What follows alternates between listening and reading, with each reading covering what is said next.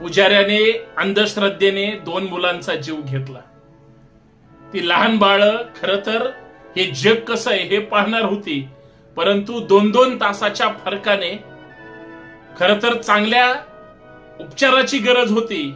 आपल्या महाराष्ट्रामध्ये, महाराष्ट्राच्या कानाकोपऱ्यामध्ये अजूनही आरोग्य यंत्रणा सक्षम झालेली नाही।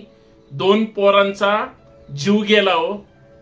इकडे 1500 रुपये बहिणीला देण्यापेक्षा आरोग्य यंत्रणा सुद्धा त्याच ताकदीनं, जसं बहिणीसाठी मताच्या राजकारणासाठी सरकार धडपड करतंय, तसंच राज्याची आरोग्य यंत्रणा ही सक्षम झाली पाहिजे।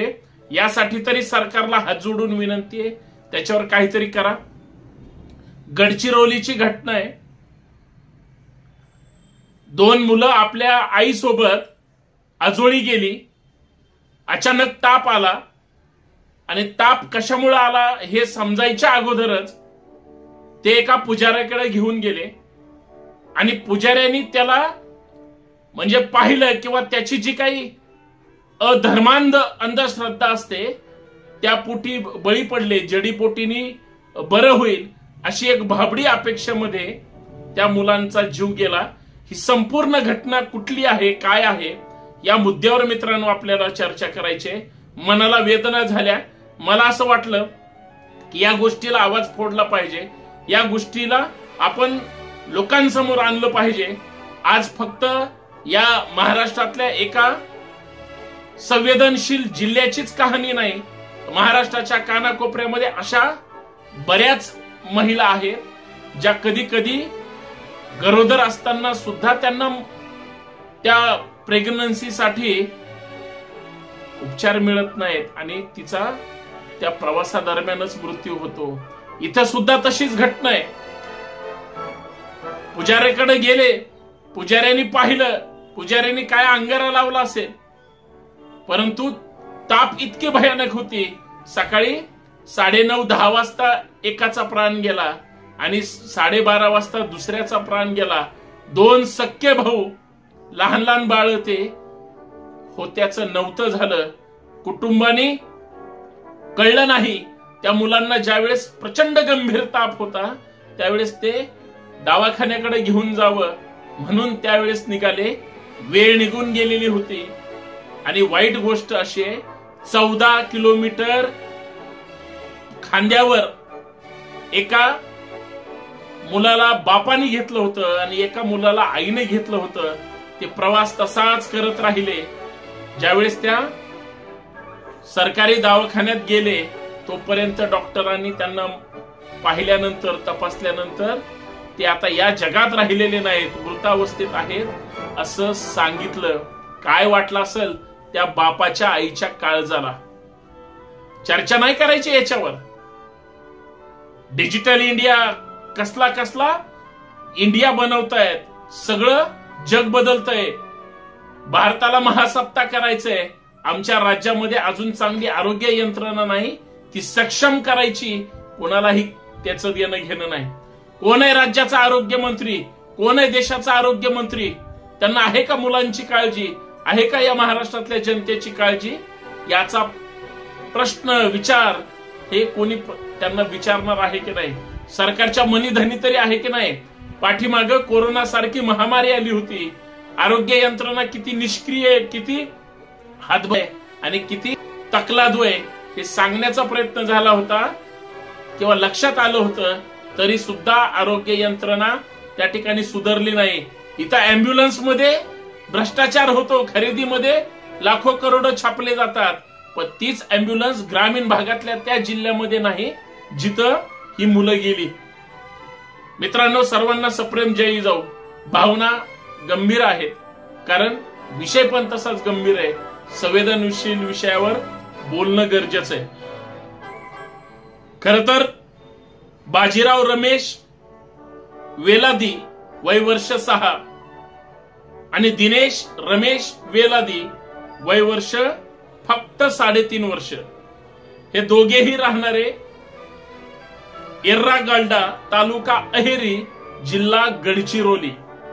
गडचिरोलीतला हा सगळा प्रकार आहे। खर तर फक्त ताप हे कारण असताना, पुजाऱ्यांनी त्याच्याकडे गेल्यामुळे घात झालेला असताना, 2 मुलांचा जीव गेलेला असताना, 2 सख्खी भावंड लहान लहान मुलं ही अचानक मृत्युमुखी पावले असताना त्या दोघांवर काय वेळ आली असेल हे न विचार केलेलं बरं. आई वडील ज्यावेळेस मुलांचा जीव गेला हे कळलं त्यावेळेस 15 किलोमीटरची पायपीट करत ज्यावेळेस त्यांनी त्यांचं घर गाठलं, तो दवाखाना बघितला.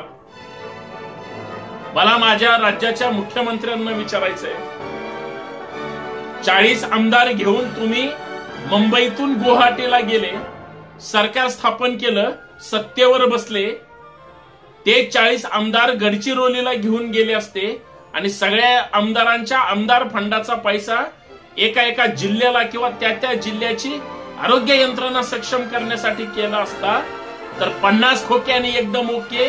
जर कुणी तुम्हाला प्रश्न विचारला असता तर तुम्हाला सांगता आलं असतं की आम्ही राज्याची आरोग्य यंत्रणा अशा पद्धतीनं राजकीय सत्तांतरण करून केली.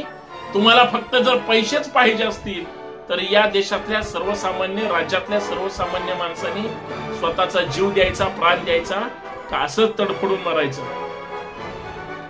बाजीराव असेल किंवा दिनेश असेल, लहान लहान मुलं अचानक त्या ठिकाणी मृत्युमुखी पावली. सरकारने याच्यावर चकार शब्द काढला नाही.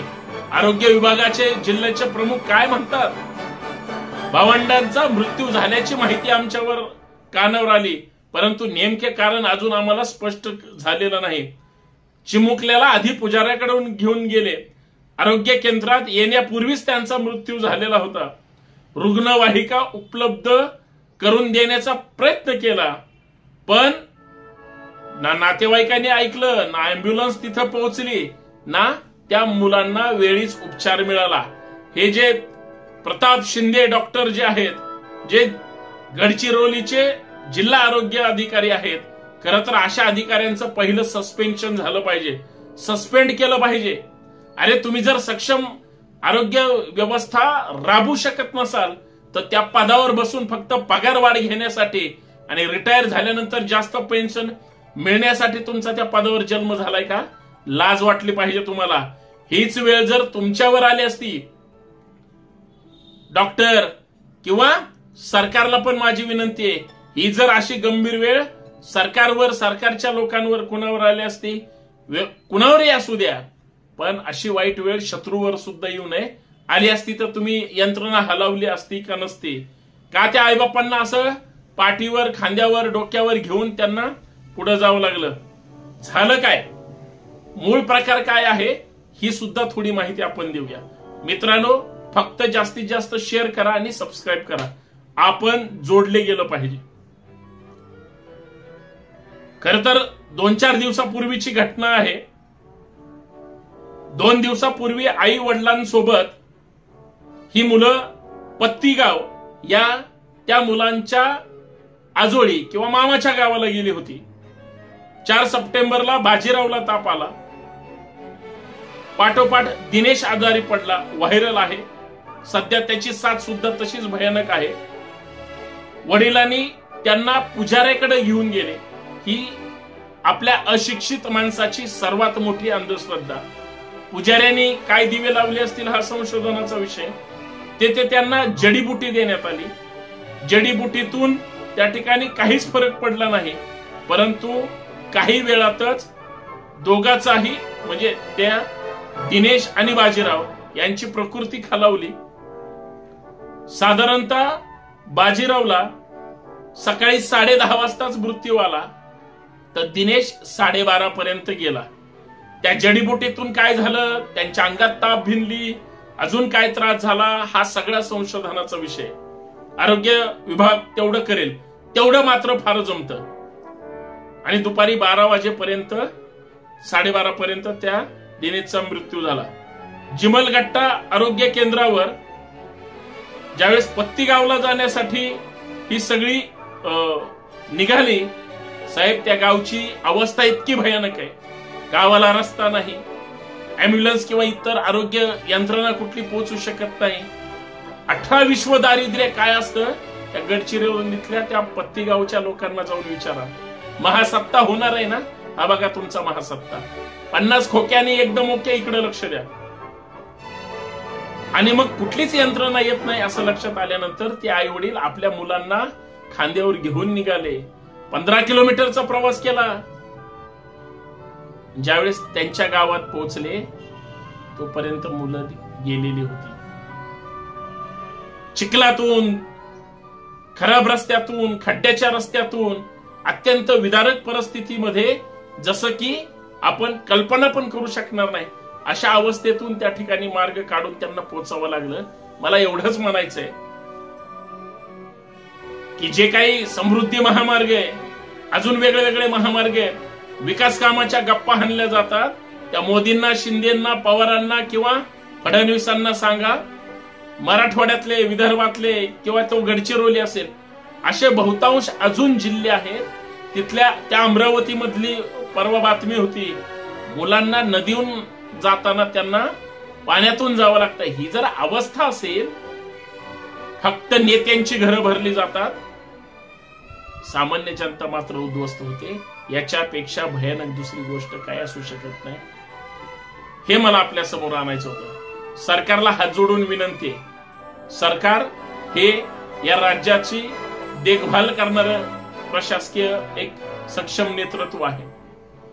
सरकारने जर महामारीतून बोध न घेता अशाच पद्धतीनं देशाचं भविष्य असणाऱ्या तरुणांना, त्या लहान लहान मुलांना, महिला भगिनींना असं जर मरणासन्न अवस्थेत पाठवणार असेल तर तुम्ही मुख्यमंत्री, उपमुख्यमंत्री, गृहमंत्री, प्रधानमंत्री, सगळे मंत्री, सगळे संत्री मंत्री, आमदार, खासदार होऊन उपयोग काय? जनताच मरणार असेल तर लोकप्रतिनिधीचं काय करायचं हा संशोधनाचा विषय.